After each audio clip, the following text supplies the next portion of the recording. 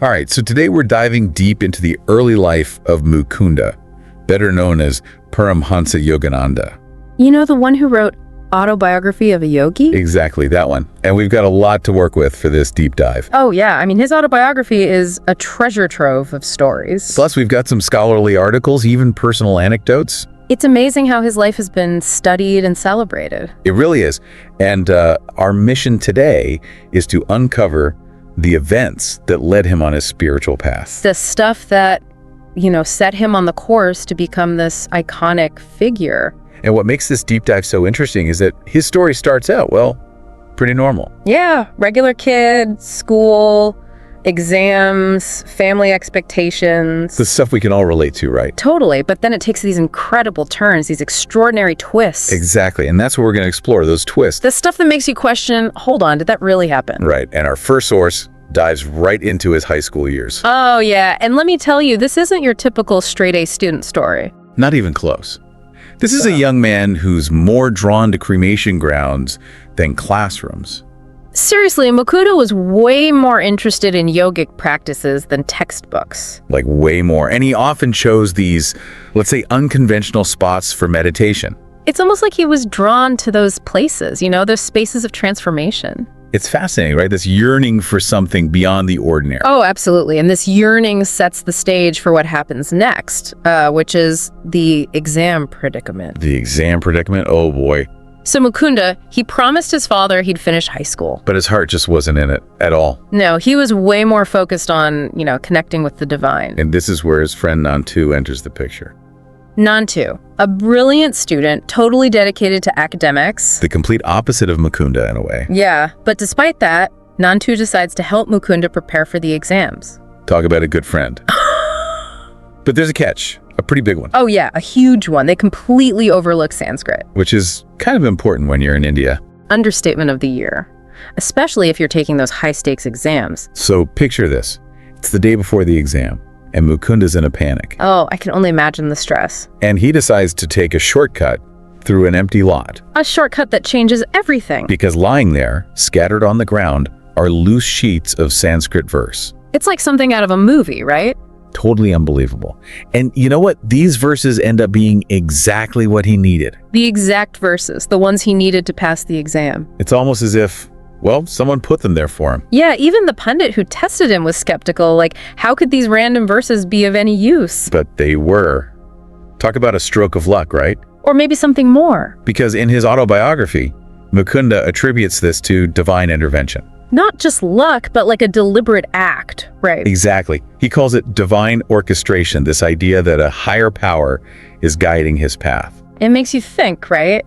Those lucky breaks we all have. Could they be something more? Something orchestrated, maybe? Food for thought, for sure. But Mukunda's story, it doesn't end there. No, it gets even more interesting. He decides to join a hermitage in Benares with his friend Jitendra. Searching for deeper knowledge, Seeking a life of spiritual discipline and all that comes with it? Yeah, and let me tell you, hermitage life is not a walk in the park. Not at all. Yeah. Especially in this particular hermitage, where even mentioning hunger was forbidden. Wait, seriously? Forbidden? Like you couldn't even talk about being hungry? Nope. And this is a young man used to, well, pretty comfortable life back in Calcutta. This wasn't just missing a snack, this was hardcore. A real test. A test of willpower, detachment. Learning to control those basic desires, those cravings. And this test is amplified when the head Swami, Dayananda, is delayed. Delayed meaning? Meaning no food until he arrives indefinitely. Oh wow, so the hunger pangs are getting real now. And Mukunda's literally on the verge of collapsing. And then finally, Dayananda arrives and they can eat. But guess what? Dayananda drops a bombshell. Let me guess, he's been fasting too. For 4 days. And this is where it gets really profound. Because it's not just about the food anymore. No, it's about this deeper understanding of sustenance. True sustenance coming from within. Exactly. And this aligns perfectly with Mukunda's belief in, the divine orchestration. It's like the universe was teaching him a lesson. A lesson about where true fulfillment comes from. And just when you think things are settling down at the hermitage, another challenge pops up.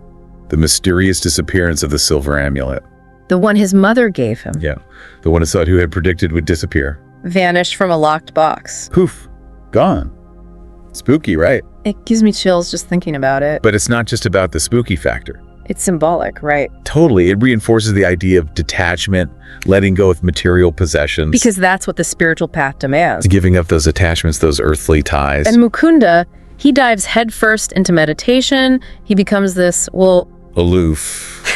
distant. Yeah, and this creates friction with the other Hermitage members. They accuse him of being a parasite. Wow, talk about harsh judgment. Right. But it highlights this central conflict. Mukunda is searching for something beyond material wealth. While everyone else is focused on, surviving. It's a clash of values, a theme that resonates even today, wouldn't you say? Big time. Like, how do we balance our spiritual aspirations with the demands of the world? It's a constant struggle, and for Mukunda, this struggle pushes him to a breaking point. And that breaking point is he leaves the Hermitage. It's like all this tension, all this judgment, it just becomes too much. And it's interesting how this coincides with his first encounter with Sri Yukteswar Giri. The guru who would become, his everything. You'd think after such a profound meeting, he'd want to stay by his guru's side, right? Right. But it doesn't quite go that way, does it? There's this push and pull. Like Mukunda's yearning for guidance, but also this independent spirit. And Sri Yukteswar, he gets it. He sees this in Mukunda. Instead of saying, "Come, be my disciple," Sri Yukteswar tells him to go back to Calcutta. Back to the world, back to his family. Back to those worldly duties. It's almost as if he's testing Mukunda, isn't it? Oh, totally. Like proving his commitment. Showing that this spiritual yearning, it's not just a phase. And Mukunda, he's not having it. He flat out refuses. Stubborn as ever. Sri Yukteswar even teases him about it, in the autobiography. Oh yeah, I remember that line. The next time we meet, you'll have to reawaken my interest. It's playful, but there's this underlying challenge. Like, show me you're serious. And Mukunda leaves not with a sense of peace, but with this unresolved conflict. A conflict that's mirrored back at the Hermitage. Right. Those tensions with the other members. Oh yeah, things reach a boiling point. They accuse him of being a freeloader. Which is so ironic considering he sent all his money back to his father. At Dayananda's request, no less. It's like he's trying to detach from material wealth, but he's judged for it. It really speaks to the challenges of living a spiritual life in a material world. Trying to stay true to your path while everyone else is focused on, surviving? And this situation, it becomes the catalyst for Mukunda's next step. He leaves the Hermitage with Jitendra, his loyal friend who's been by his side through all this. They're both disillusioned, ready for a change. And they make a decision, a surprising one. Let me guess, they go back to Sri Yukteswar. They do. Even though Mukunda resisted at first. The pull the guru, it's strong. It's like he's finally surrendering. That divine orchestration he talked about. Trusting that there's a higher purpose at play. And this marks a new chapter. A chapter filled with intense learning, spiritual experiences, tests of faith. All those early experiences, they were preparing him. The exam miracle, the hunger test, the amulet, the encounter with Sri Yukteswar. Like stepping stones leading him to this point. And as we go deeper into their journey, we'll see how those early lessons become crucial. Detachment, faith, surrender, they all come into play. As Mukunda navigates the complexities of the spiritual path. Under the guidance of Sri Yukteswar. It really is amazing how everything just seems to fall into place for him. It makes you wonder about, the twists and turns in our own lives. Yeah, like, are we following some grand plan, some preordained path? And if so, how do we tap into that? How do we recognize it?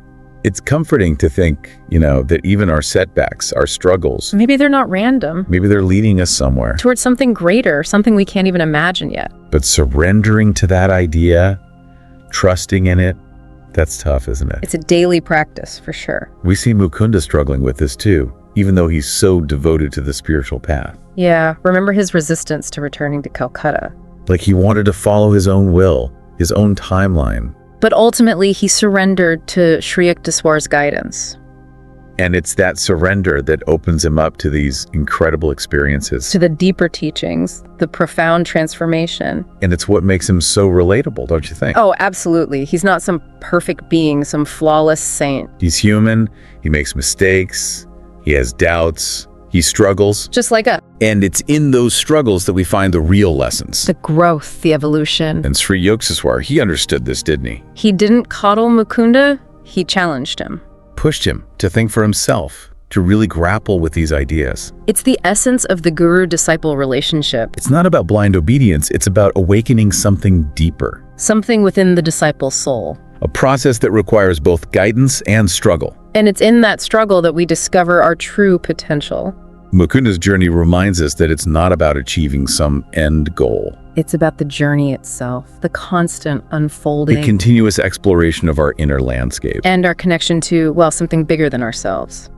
So as we wrap up this deep dive, I'm left with a sense of, possibility. Hope, maybe. Yeah, hope, and also this deep appreciation for Mukunda's path. A path that led him to become Paramahansa Yogananda. A world-renowned teacher, a beacon of light. His story shows us that the search for meaning, for connection to the divine, It's possible, even in the midst of, the chaos of the modern world. and maybe, like Mukunda, we can find our own guides. Embrace our own unique journeys. Discover the boundless potential within each of us. And on that note, we'll leave you with one final thought. Something to ponder as you continue your own exploration. If seemingly random events can lead to life-changing encounters. How might we be more attuned to the subtle guidance shaping our own paths? Until next time, keep seeking, keep questioning, keep diving deep.